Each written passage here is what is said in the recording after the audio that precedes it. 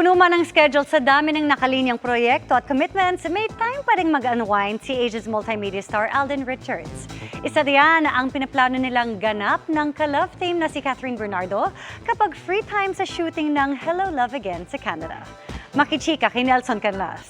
Martha West, San Francisco, USA. Excited na kaming makita. Getting ready na si Alden Richards para makapagpasaya ng Global Pinoys sa upcoming Sparkle Tour. Parang ang last out of the country kong performance was during the Forward World Tour naman, yung digital concert ko na dinala natin abroad.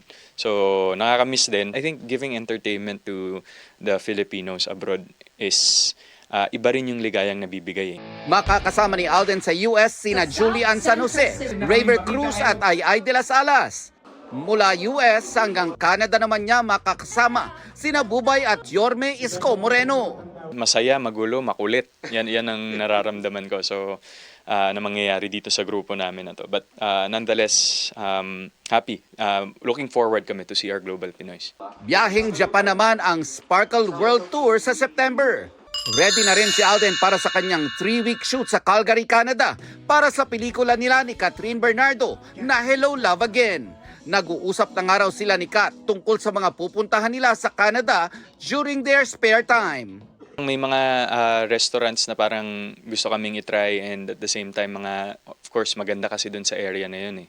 So syempre on our free days, syempre kasama yung ibang cast, we might go there. Food trip talaga. Food trip, masarap kumain. Only 2 days to go, excited na rin ang Asia's multimedia star para sa GMA Gala 2024. It's really a collaboration and gathering of stars. So yun yung nililook forward ko na everyone from the network and of course dun sa mga iba nating kapitbahay na network nasa isang bubong, all together, glammed up, being able to talk to each other and catch up. Napakahirap talaga maging isang marhalita.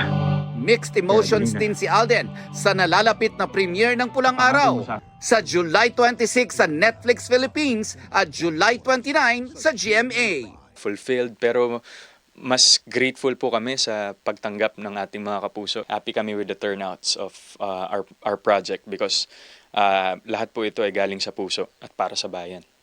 Nelson Canlas, updated sa Showbiz Happenings.